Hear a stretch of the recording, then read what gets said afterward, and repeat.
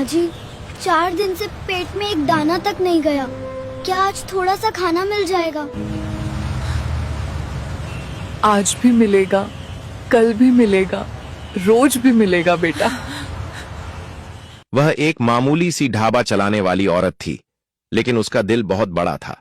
रोज उन 4 अनाथ बच्चों को खाना खिलाना उसने अपनी आदत बना ली थी। वक्त बीतता गया, 20 साल निकल गए। एक दिन उसी ढाबे के सामने 4 चमचमाती लग्जरी गाड़ियां आकर रुकीं। लोग हैरान रह गए। गाड़ियों से उतरे 4 रईस लोग सीधे उस बूढ़ी औरत के पास पहुंचे, उसके पैरों में झुक गए। मां, अगर आज हम जिंदा हैं तो सिर्फ आपकी वजह से। उस पल एक जिंदगी नहीं, कई तकदीरें बदल गईं। लेकिन यह कहानी यहीं खत्म नहीं होती। असल कहानी तो अब शुरू होती है। गोविंदपुर की तंग गलियों के बीच एक छोटा सा घर था। यही घर था मीरा और कार्तिक का। मीरा के लिए यह सिर्फ 4 दीवारें नहीं थीं, यह उसके सपनों का मंदिर था। कार्तिक एक निजी दफ्तर में मामूली क्लर्क था। शादी को 4 साल बीत चुके थे। इन 4 सालों में प्यार तो बेहिसाब था, पर आंगन सूना था। शाम ढलते ही मीरा खिड़की के पास बैठ जाती, पड़ोस के बच्चों को खेलते देखती और फिर अनजाने में अपनी सूनी गोद पर हाथ रख लेती। क्या मेरा नसीब भी कभी मुस्कुराएगा? एक सुबह आंगन बुहारते हुए मीरा ने ताना सुना। 4 साल हो गए। अगर कार्तिक ने किसी ऐसी लड़की से शादी की होती जो वंश दे पाती, तो आज मेरी गोद में पोता खेल रहा होता। मीरा की आंखें भर आईं, लेकिन उसने कुछ कहा नहीं। चुपचाप रसोई में चली गई। कार्तिक सब समझता था। एक रात उसने मीरा का हाथ थामा और बोला, मीरा, मैं तुम्हें यहां से दूर ले जाना चाहता हूं। कुछ दिन शिमला चलते हैं। मीरा ने मना करना चाहा, लेकिन उसकी आंखों में छुपा प्यार उसे रोक न सका। शिमला के वे 15 दिन किसी सपने जैसे बीते। ठंडी हवाएं, बर्फीली चोटियां और दिल को छू लेने वाला सुकून। वहीं एक पुराने शिव मंदिर की सीढ़ियों पर उनकी मुलाकात एक सिद्ध पहाड़ी बाबा से हुई। बाबा ने कुछ जड़ी बूटियां दीं, सिर पर हाथ रखा और कहा, धीरज रख बेटी, प्रकृति किसी की गोद खाली नहीं छोड़ती। अब तुम्हारा आंगन सूना नहीं रहेगा, यह महादेव का संकेत है। मीरा के भीतर उम्मीद की एक नई किरण जाग उठी। शिमला से लौटने के बाद चीजें बदलने लगीं। मीरा को थकान रहने लगी। एक दोपहर सफाई करते वक्त अचानक चक्कर आया और वह गिर पड़ी। मीरा, तुम ठीक हो? चलो डॉक्टर के पास चलते हैं। तभी कार्तिक के फोन की घंटी बज उठी। दफ्तर से जरूरी कॉल थी। एक बड़ा प्रोजेक्ट फंस गया था। मीरा, मुझे अभी निकलना होगा। तुम टैक्सी से पास के क्लिनिक चली जाओ, मैं वहीं पहुंचता हूं। मीरा अकेली क्लिनिक पहुंची।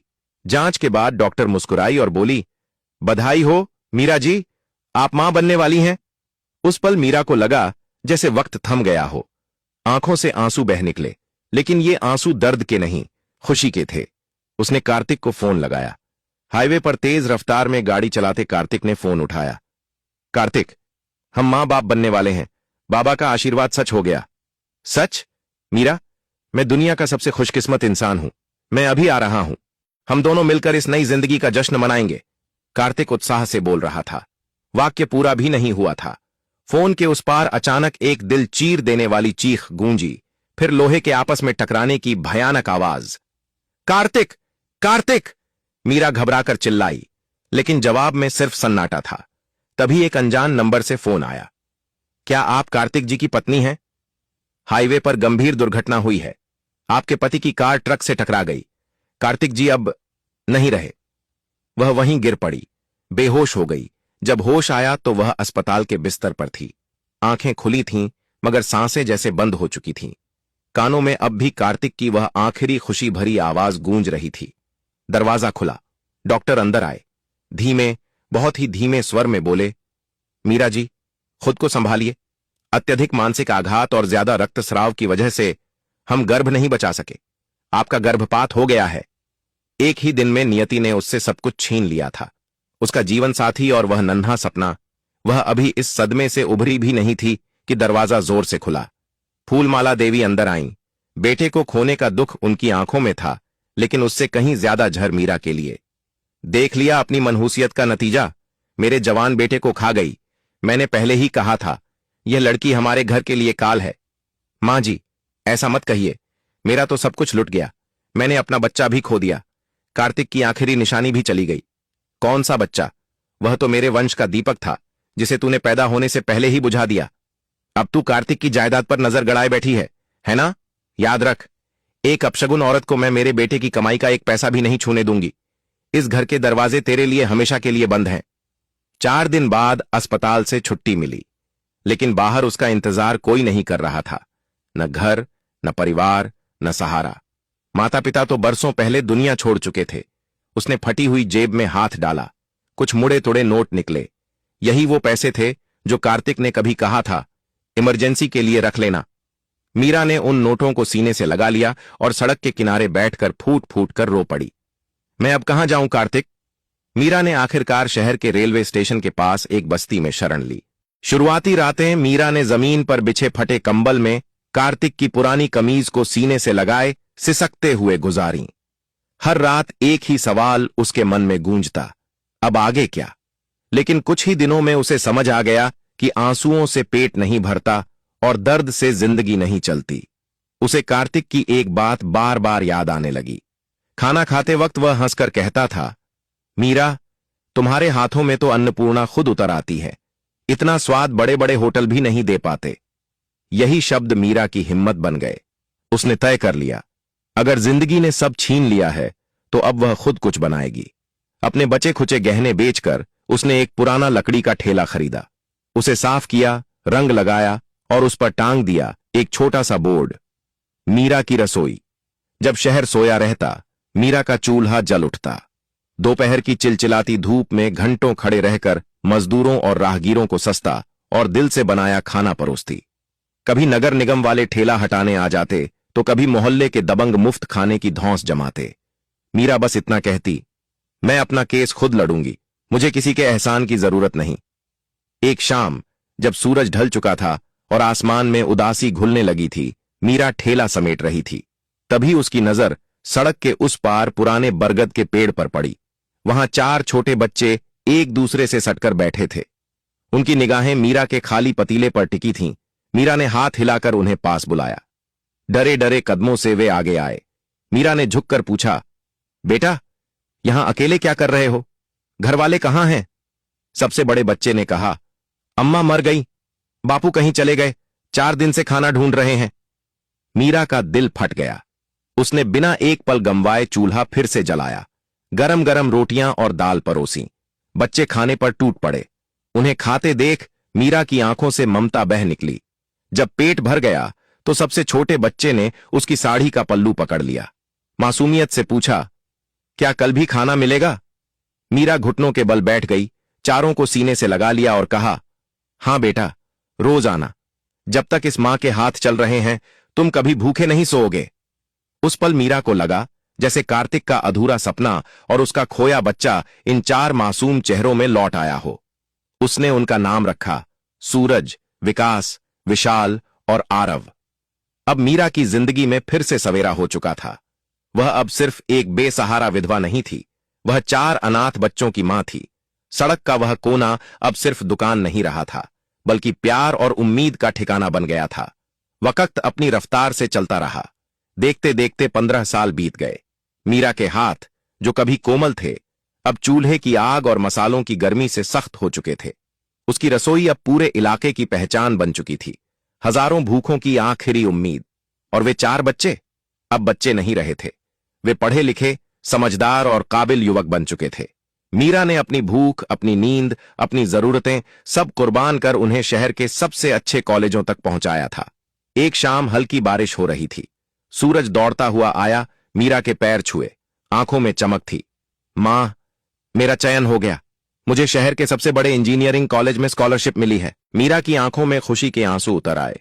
उसने सूरज का माथा चूमा और कहा, मुझे पूरा भरोसा था बेटा, तेरी मेहनत और मेरी दुआएं कभी खाली नहीं जाती। आज अगर तुम्हारे पिता कार्तिक जिंदा होते तो उनका सीना गर्व से चौड़ा हो जाता। घर में खुशियों की रौनक लौट आई थी। विकास कानून की पढ़ाई में नाम कमा रहा था और विशाल ने व्यापार की दुनिया में अपनी अलग पहचान बनानी शुरू कर दी थी।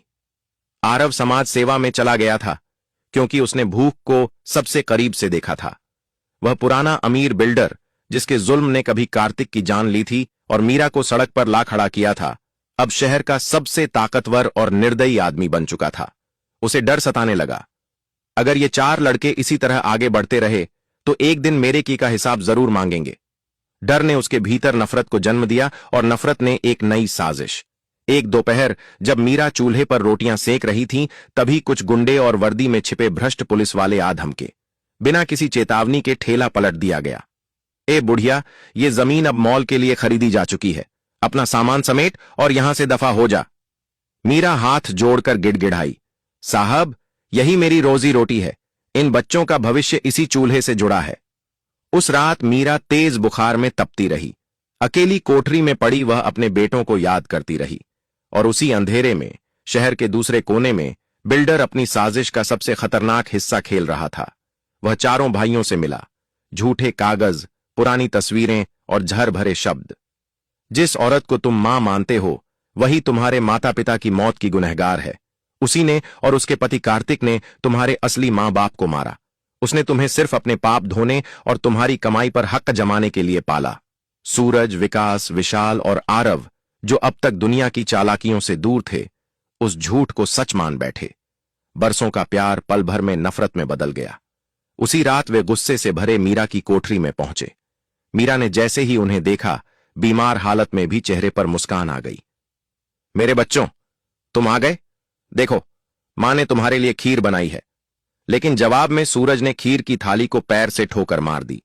बस कीजिए, हमें सब पता चल गया है, आप कितनी बड़ी धोखेबाज हैं। मीरा अवाक रह गई। विकास चिल्लाया, आज से हमारा और आपका रिश्ता खत्म, हमें दोबारा अपनी मनहूस शक्ल मत दिखाना। वे चारों अपना सामान उठाकर अंधेरी रात में चले गए। जाते जाते विशाल ने पलटकर कहा, एक दिन मैं इतना बड़ा आदमी बनूंगा कि आपकी इस असलियत का जवाब दे सकूं। अगले 10 साल मीरा के लिए जिंदा रहने की सजा बन गए। वह फिर अकेली थी और पहले से भी ज्यादा टूटी हुई। शरीर बूढ़ा हो चला था, जेब खाली रहती थी। बस्ती के लोग उसे पागल बुढ़िया कहने लगे, क्योंकि वह रोज उसी मोड़ पर जाकर बैठ जाती थी जहां से उसके बेटे उसे छोड़कर गए थे। उसे अब भी भरोसा था, शायद देर से सही, लेकिन एक दिन सच लौटकर जरूर आएगा। कार्तिक की वह पुरानी घड़ी आज भी मीरा की कलाई पर बंधी रहती थी। उसकी सुइयां कब की थम चुकी थीं, ठीक वैसे ही जैसे मीरा की उम्मीदें।